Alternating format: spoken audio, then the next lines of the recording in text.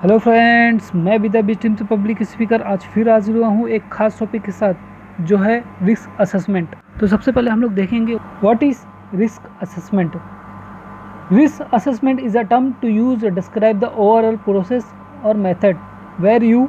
Risk assessment जो है वो मेनली 3 उसका बॉडी पार्ट है। फर्स्ट है hazard identification, second risk analysis and risk evaluation and third is risk control. So सभी हम स्टेप बाय स्टेप जानेंगे।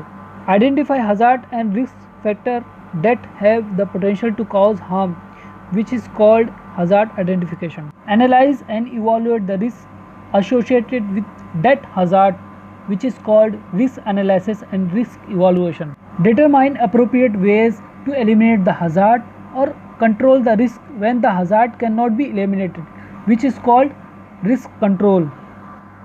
So overall एक सेफ प्रोसीजर बनाने के लिए या स्टैंडर्ड ऑपरेटिंग प्रोसीजर या एक मेथड स्टेटमेंट बनाने के लिए HIRA hazard identification and risk assessment का बहुत ही इम्पॉर्टेंट रोल होता है। तो आज हम फायर अलार्म सिस्टम के ऊपर एक रिस्क असेसमेंट रेडी करेंगे। तो जैसा कि आपको स्क्रीन पे दिख रहा है, ये एक कंपनी का रिस्क असेसमेंट है। मैं उस कंपनी का नाम रिव्यू नहीं करना चाहूँगा। तो हम इसके ऊपर आज देखेंगे कि एक रिस्क असेसमेंट कैसे रेडी किया जाता है। इस रॉ में आप अपनी कंपनी का नाम लिख सकते हो। उसके बाद जो नेक्स्ट रॉ है उसमें आपको अपनी कंपनी का जो एक्टिविटी है वो बताना पड़ेगा। जैसे इसमें हमने लिखा है servicing of fire alarm system. उसके बाद नेक्स्ट रॉ में आपको लिखना है assessment number. It is very important for quality purpose. हमेशा आपके क्वालिटी का जब भी ऑडिट होगा, ईयरली, हाफ ईयरली, कभी भी ऑडिट होता है तो इसमें ये डॉक्यूमेंट नंबर ज़रूरी ही वो देखते हैं। उसके बाद है असेसमेंट डेट। असेसमेंट डेट वही डालना है जब आप असेसमेंट रेडी कर रहे हो। नेक्स्ट जो है रिवीजन डेट। रिवीजन डेट ये डिपेंड करता है आपकी HCC पॉलिसी के ऊपर या फिर HCC मैनेजमेंट के ऊपर कि उसके अंदर कितना डेट जो है मेंशन किया हुआ है, तभी आप इसके ऊपर रिवीजन डेट डाल सकते हो। चाहे वो 3 मंथ का हो सकता है या 1 ईयर का हो सकता है या 6 मंथ का हो सकता है।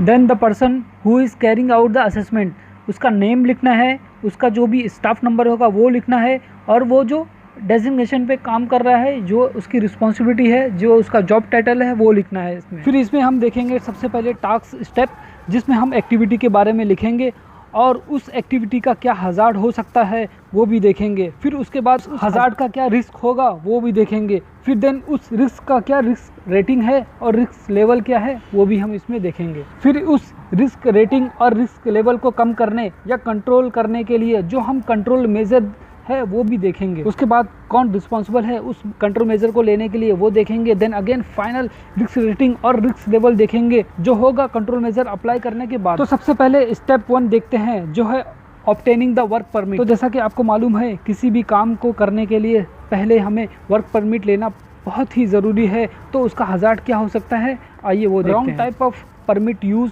Second, team will be work without taking any work permit. अब इस हजार्ड का रिस्क क्या होता है आइए वो देखते हैं। Teams of the work permit not adhere to, for example failure to inform all tenant and other general permit. तो जैसा कि आप सभी लोग को मालूम है कि परमिट बहुत ही इंपॉर्टेंट है, और अगर किसी ने परमिट ना लिया तो उसका रिस्क क्या हो सकता है कि दूसरा बंदा को नॉलेज ही नहीं होगा और वहाँ पर एक्टिविटी चलती होगी। अब देखते हैं रिस्क रेटिंग के बारे में। सबसे पहले हम देखेंगे सेवेरिटी, देन उसे मल्टीप्लाई करेंगे लाइक्लीहुड से, then we will get the current risk rating. तो इसका सेवेरिटी हम 4 लेते हैं और लाइक्लीहुड 3। अब उसे मल्टीप्लाई करेंगे तो हमें रिस्क रेटिंग मिलता है जो कि है 12, जिसका इनिशियल रिस्क लेवल है मीडियम M। अगर किसी को रिस्क रेटिंग और रिस्क लेवल निकालने में दिक्कत है तो हमें कमेंट करके ज़रूर बताएं, हम उसे के लिए एक ज़रूर वीडियो बनाएंगे इस पर। अब इस करंट रिस्क रेटिंग और रिस्क लेवल को कम करने के लिए हमें कंट्रोल मेजर लेना चाहिए, जिससे हमें इस रिस्क लेवल को मीडियम से लो में ले जा सके। तो अब देखते हैं हम control measures. Prior to start the activity, team shall obtain the work permit and information communicated with client authorized person, group team and other concerned department about the same work activity. No work is allowed without taking any permit and HSC team permission. And the last is team shall hand over the one set of approved work permit, method statement and risk assessment. अगर आपको हिंदी में translation की ज़रूरत नहीं है तो ये आप वीडियो को स्किप करके 20 से 30 सेकेंड तक आप इसे फॉरवर्ड कर सकते हैं। हिंदी में ट्रांसलेशन, किसी भी कार्य को करने के लिए सबसे पहले काम क्या है वो उसे बताएं, ताकि वो आपको करेक्ट वर्क परमिट दे सके, वो भी authorise person. Health, safety, security and environment team के परमिशन के बिना कोई भी कार्य करना अलाउड नहीं है।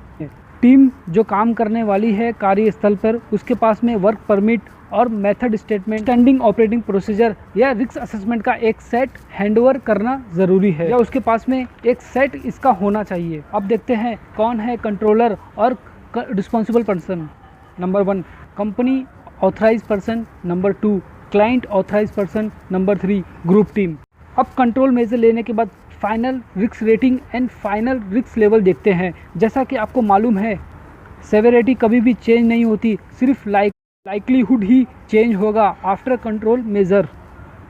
तो जैसा कि हमने देखा कि हमारा फर्स्ट टास्क का सेवेरिटी 4 है, आफ्टर कंट्रोल मेजर भी सेम होगा, और लाइक्लीहुड पहले 3 था, अब उसका चांस कम है, राइट, तो ये 1 होगा। तो हमें फाइनल रिस्क रेटिंग मिलती है 4 और उसका रिस्क लेवल होगा L मीन्स लो।